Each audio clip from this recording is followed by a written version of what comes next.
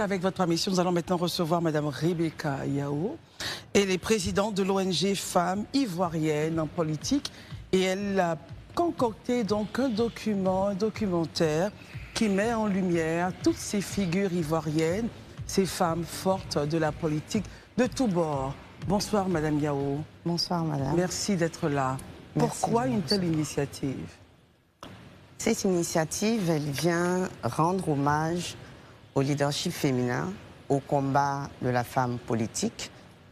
Parce que vous savez, la Côte d'Ivoire, terre d'espérance, elle s'est construite grâce au combat de figures emblématiques de toutes les générations, de tous les partis politiques et également de la société civile qui chacune, à leur manière, ont contribué depuis la marche des femmes de Grand Bassam pour l'accession à l'indépendance, le retour au multipartisme, jusqu'à aujourd'hui, à l'avènement de la démocratie et à l'essor économique et social de notre pays. Alors il fallait rendre hommage à travers ce film documentaire pour sortir un peu de l'oralité qui est un peu propre à la tradition africaine et faire cette œuvre forte pour aussi valoriser la fonction politique.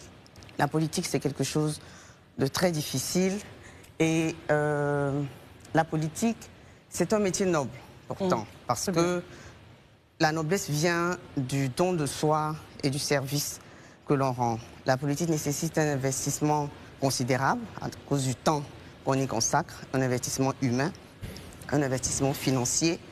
Et la politique permet à toutes les personnes de se retrouver en la personne qu'elles sollicitent, parce que la personne politique porte les espoirs et la vision pour une communauté. Et nous pensons qu'une femme politique, mieux qu'un homme politique, a cette capacité-là de transformer la société. Très bien. Avec votre permission, on va regarder cette bande-annonce de votre documentaire et on revient pour voilà, commenter. Des femmes, des histoires, des victoires, les figures de proue à la une.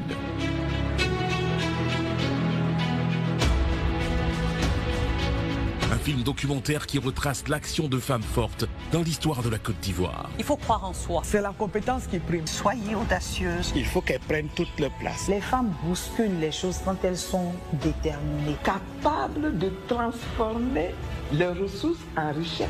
Marie Corée, Aka Angui, Angèle Nonsois, Henriette Dagri-Diabaté, Simone Idebabo, Candia Camara, Agnès Monet, Jacqueline Hoble, Daniel Boni-Clavry, Nassene Batouré, Yasmina Wenya, Akeumbo Fleur-Esther. Les figures de proue à la une. Découvrez la place des femmes dans l'histoire de la Côte d'Ivoire.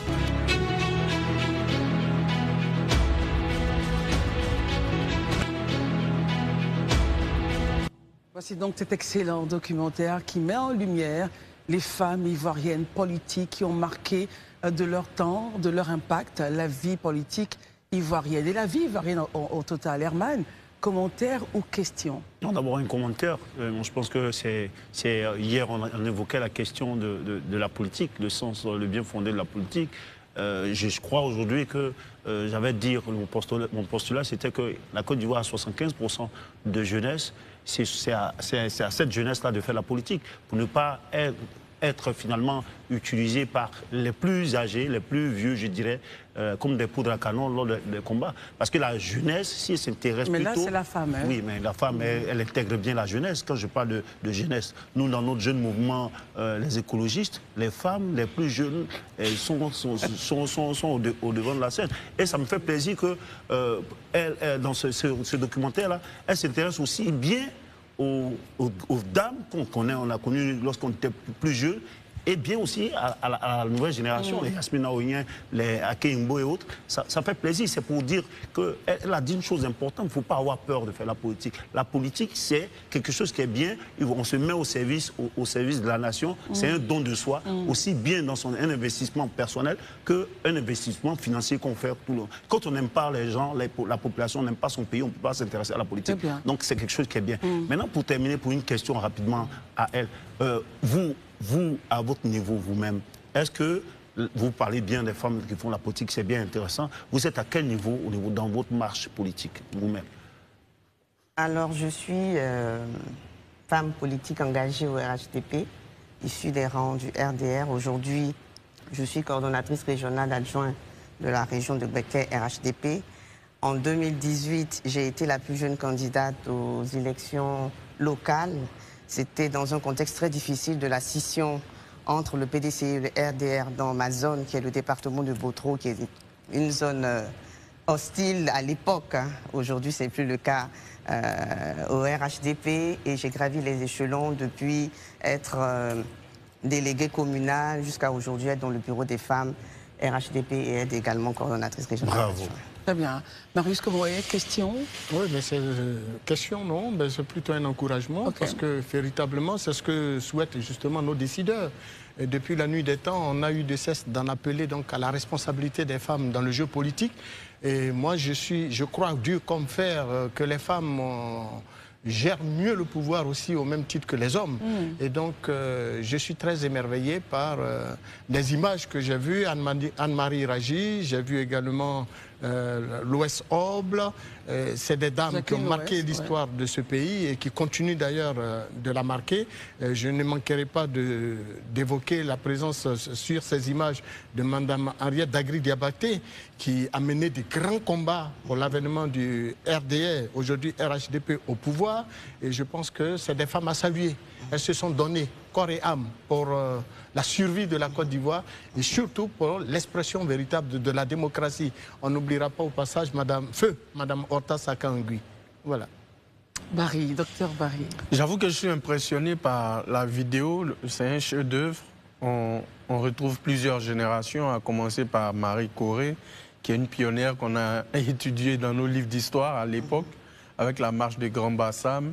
On retrouve des universitaires, le professeur Henriette Dagri-Diabaté, il y a Madame Simone Bagbo qui a commencé par l'université, et je crois qu'il y a Madame Nyonsoi aussi qui est universitaire. Oui. Angèle Nyonsoi.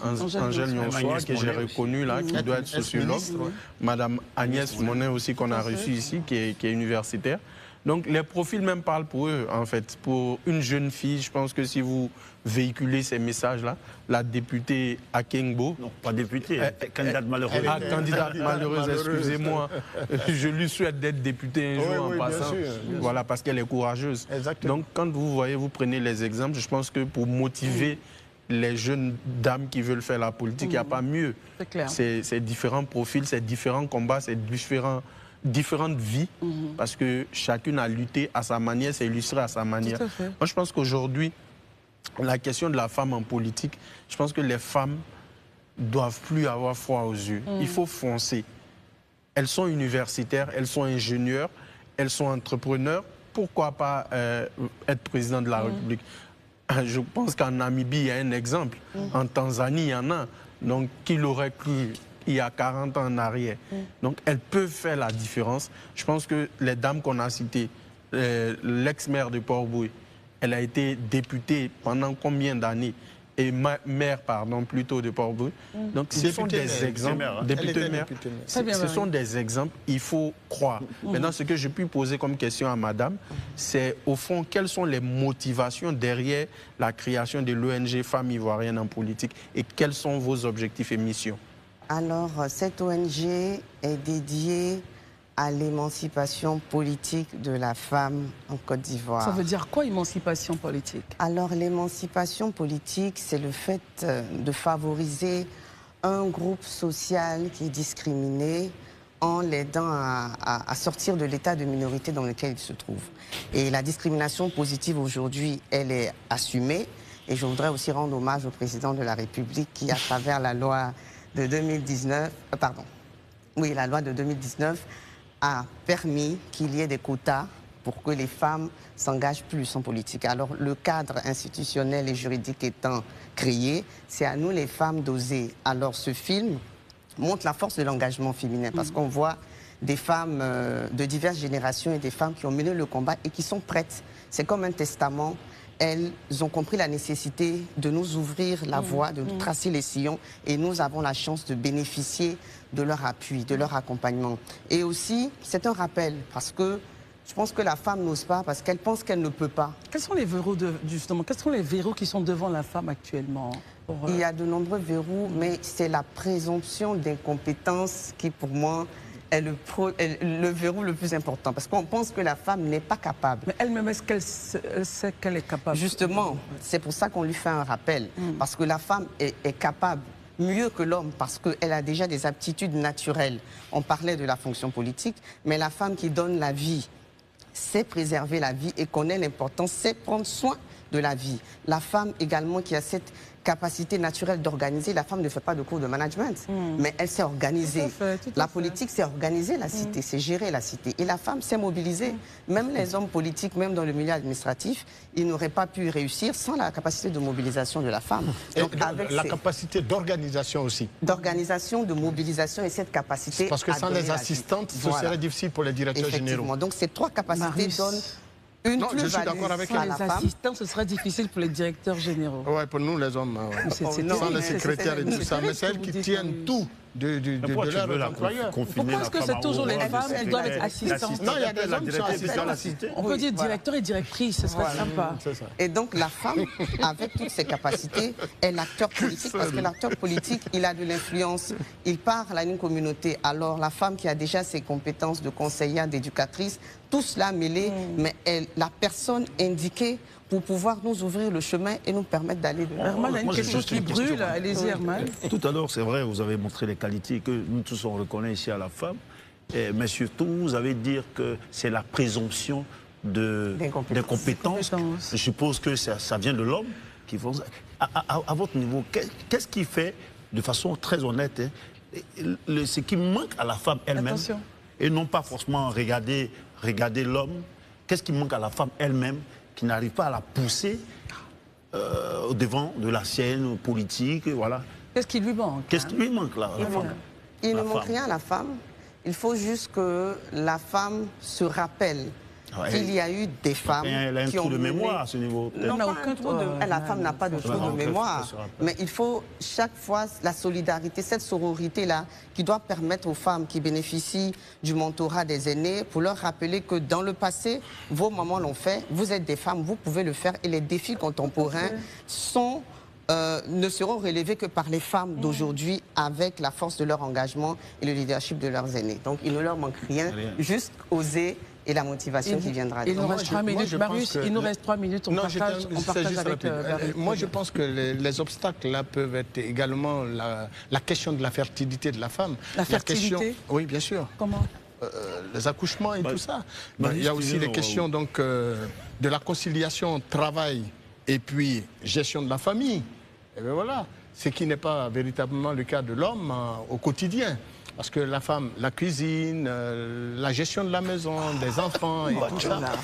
On a un macho là. Et puis en même temps, la politique, c'est Madame, répondez à la question. Je pense que c'est une vision rétrograde parce que la fertilité ne peut pas empêcher la femme. 9 mois de grossesse. Mais 9 mois de grossesse, ce n'est pas malade. Écoutez la réponse, écoutez ça. 9 mois de grossesse, ce n'est pas malade. Même nos mamans qui vont au champ, elles ne restent pas couchées pendant 9 mois. Elles vont quand même au champ, elles vont faire leur travail et elles reviennent. Donc, ce n'est pas une incapacité. La femme peut tout à fait. Tout est question d'organisation. Oh, ne vous en faites pas, je le disais juste pour pousser Christelle. C'est question d'organisation. En ce moment, elle bouillonne. Elle bouillonne. Marie, question, commentaire? Non, moi je veux juste faire un commentaire. Je pense que ce sont des préjugés. Moi, par exemple, quand je prends mon exemple, je viens d'une société très conservatrice, la société Peul. Les gens, c'est une société patriarcale très conservatrice. Mais quand je prends du recul et puis j'analyse au niveau de mes soeurs, de mes cousines, toutes celles qui sont allées à l'école, mais elles nous battent à plate couture. En termes de résultats scolaires, il n'y a même pas match. Donc il faut donner l'opportunité à tous. Si vous avez des enfants, il faut envoyer les filles comme les garçons à l'école à égalité des chances. Vous allez voir, après qui sera plus brillant que l'autre. C'est une question, il faut oser. Je veux dire que les Winnie Mandela ont fait des enfants, mais ça ne les a pas empêchés d'atteindre une certaine légitimité politique. Madame Simone Gbagbo, elle a des enfants. Toutes les dames que vous avez présentées là, Madame Henriette Dagri-Diabaté, elles ont des enfants, mais elles se sont battues et à l'école et dans le milieu politique. Et j'avoue qu'on ne leur a pas fait cadeau. Hein. Oui. Elles se sont imposées. Donc il faut que les autres suivent ces chemins-là. Il ne faut pas se laisser dicter sa trajectoire professionnelle, qu'on soit jeune ou femme. Il faut se battre. Alors, Madame Rebecca Yao, nous avons terminé notre interview. Yes. Alors, ce film sera disponible quand il est vu, enfin, comment ça va se passer pour ceux qui veulent le voir? Vous le mettez au cinéma? Comment ça se passe au total? Le film a été diffusé le 8 mars à l'occasion de la Journée internationale de la femme.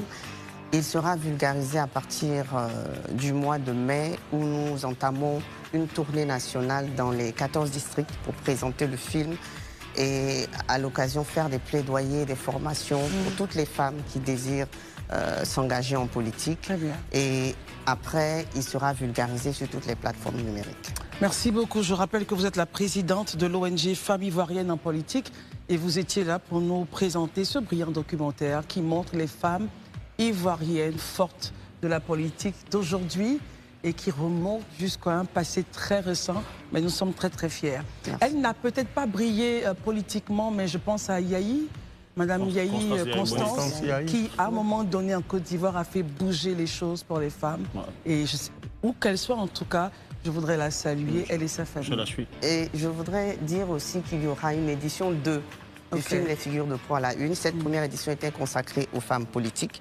Il y aura une édition pour les femmes de la société civile, notamment la grande dame dont vous venez d'évoquer. Constance Yahi. Merci beaucoup, Madame Rebecca Yao.